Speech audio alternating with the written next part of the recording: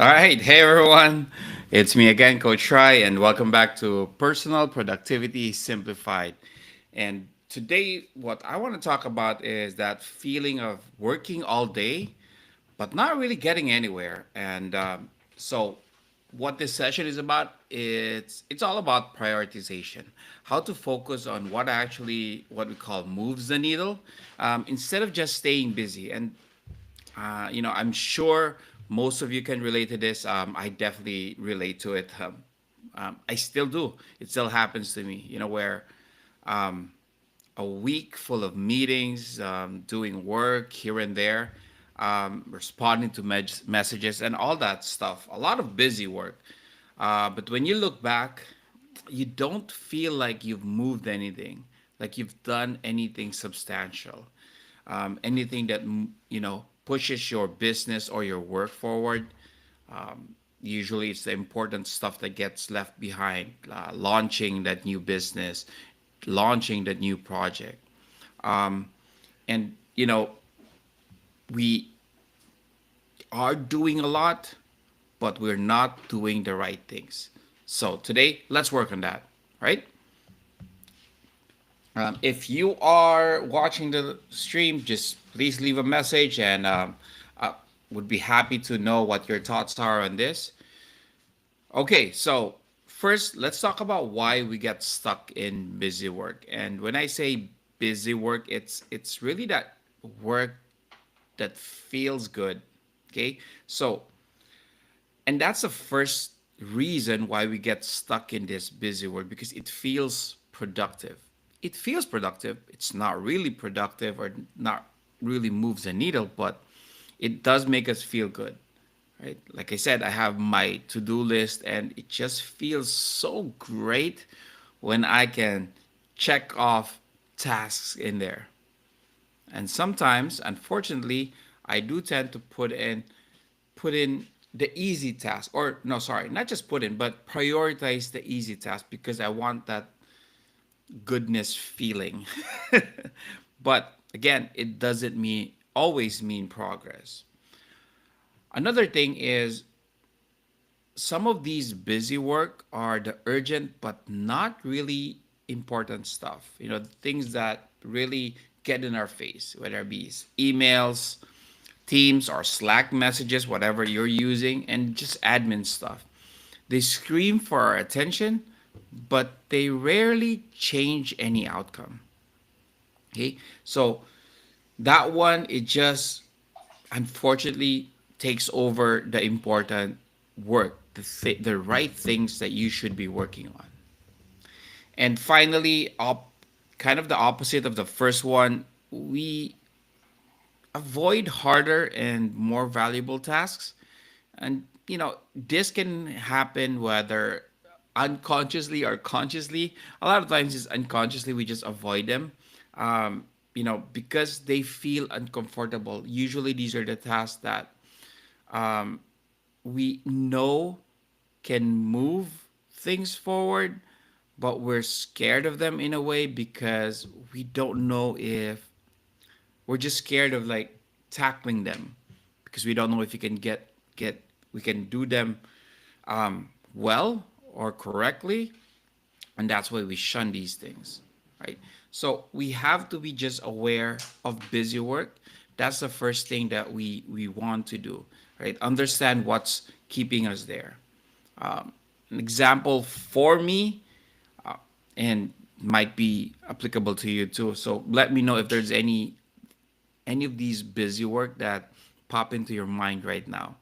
So for me, it's all about rewriting stuff over and over again. You write a script, you write a website copy, but you end up not posting them anywhere, right? Because you're just there rewriting stuff. But you should be posting on LinkedIn, posting on Facebook, all these thoughts, or maybe on your blog. But instead, you keep yourself busy by just rewriting stuff. Okay, that doesn't really push things forward.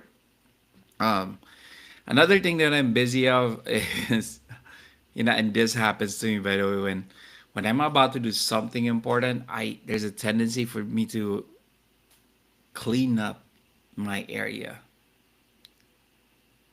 and clean up my digital apps. I color code my calendar instead of just sitting down and doing the work. I just do other stuff to kind of, and an excuse I use is to clean up my area, clean up my mind, but really, no, it doesn't really matter. And besides, I can always clean up my area some other time, right? So these are the kind of busy work that I just want you to be aware of, and again, something that may be affecting some of you too. All right, let's go to the next one, and I want to talk about kind of a framework that I use and you can use.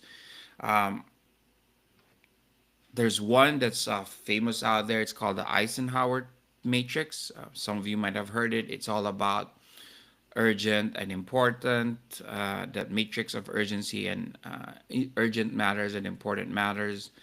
What's urgent, what's not urgent, what's important, what's not important. For me, I like to break it down, simplify it a bit. Just call it move the needle task, things that are high impact, maintenance tasks, things that help keep things moving, and what I call noise tasks. Okay, so obviously the one that we really want to focus on are the high impact tasks, the things that the move the needle task. These are the tasks that push the goal forward. So examples is if you're in sales or you have a business, emailing 3 leads, specific number. That's great because then you can if you've got it down, right? If you're a content creator, just filming your first video. Okay. And by the way, filming your first video can also be a busy work if you don't end up posting it. And that's exactly the reason why I started streaming, because I started doing the busy work of filming stuff, sometimes even editing them, but not really working on them.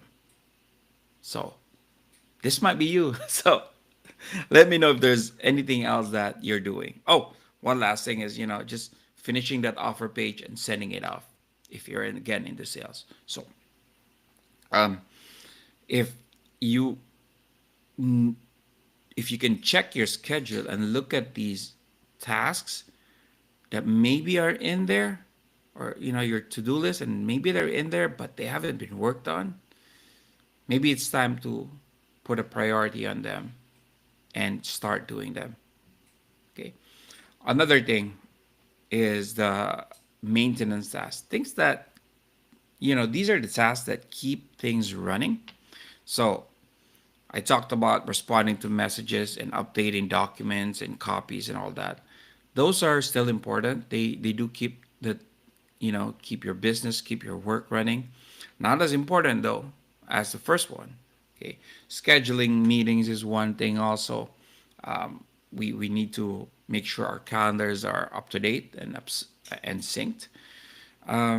But this is now borderline busy work, right? You have to know that this is second priority to the first category. And lastly are the noise tasks, low impact.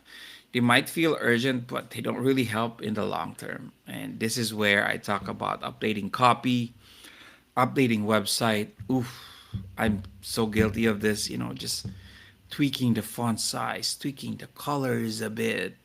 Ah, geez, these are the things that I've I don't really feel they're important, but at that certain time, they it feels something that I need to do. But I think looking back, it's because they're easy to do. They're easy to occupy my time and my mind with. Right? Inbox zero. I love inbox zeros. It's productivity. If you haven't read up on this, check it out. It's a great productivity um, tool or process or routine, but endless inbox zero can be really bad.